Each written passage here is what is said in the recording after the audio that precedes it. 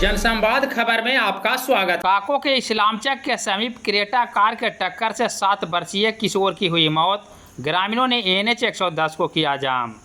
दरअसल काजीसराय इमलिया मुख्य सड़क पर इस्लामचक गांव के समीप से बड़ी खबर सामने आ रही है, जहां तेज रफ्तार क्रेटा कार के टक्कर से 7 वर्षीय किशोर की घटनास्थल पर दर्दनाक मौत हो गई है।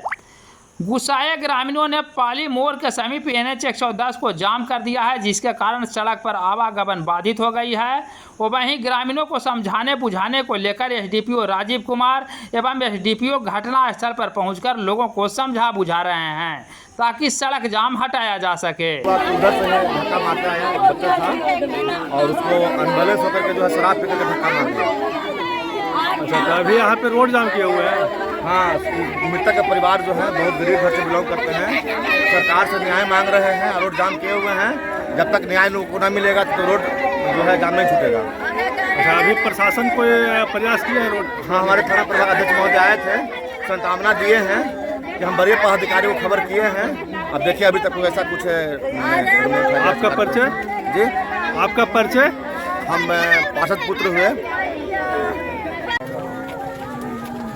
जो भी सहयोग होगा प्रशासन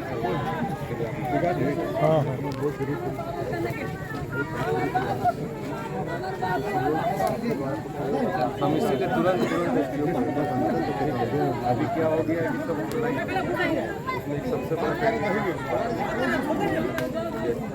कितना हुआ है आप पता कर लीजिए। मेरे रहते हैं 2 महीना पहले मेरे बगल में हुआ बच्चा मर गया। बेचारे अभी तक दौड़ रहे हैं, ना उसका 20 साल वाला लाभ राशि मिला और 4 लाख तो दूर की बात है। रोज हम भी दौड़ते हैं, रोज भी दौड़ते हैं। मेरा नंबर नहीं है आपके पास, एक बार भी आपने कभी फ़ोन किया, मिस कॉल भी किया कि सर ऐसे DPO साहब गए थे, DPO साहब गए तो बोले कि जो है केस कर दीजिए।